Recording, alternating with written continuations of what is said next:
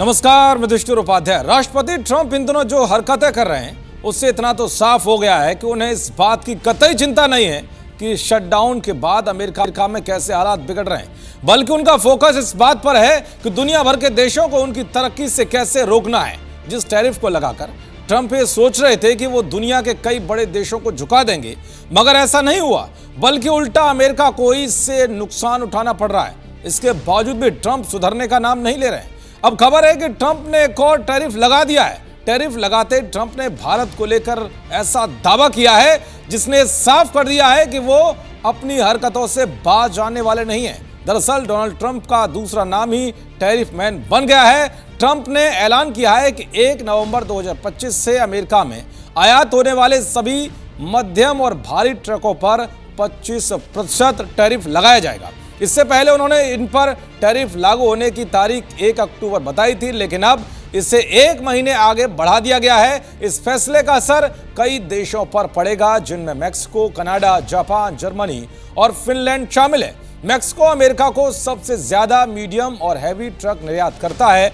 2019 से अब तक मैक्सिको का ट्रक एक्सपोर्ट 3 गुना बढ़कर करीब 3.4 लाख यूनिट हो चुका है। अमेरिका का ट्रकिंग उद्योग वहां की राष्ट्रीय अर्थव्यवस्था की आधारशिला है।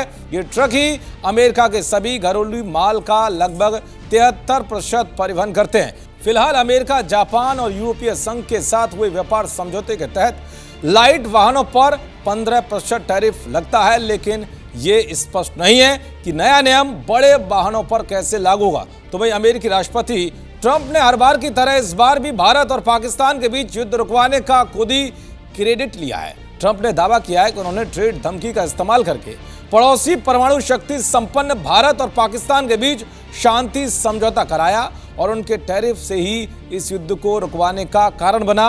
उन्होंने दावा किया है कि टैरिफ की वजह से ही अमेरिका शांति दूत बन रहा है। उन्होंने कहा कि अगर मेरे पास टैरिफ लगाने का अधिकार नहीं होता तो 7 में से कम 4 युद्ध चल रहे होते।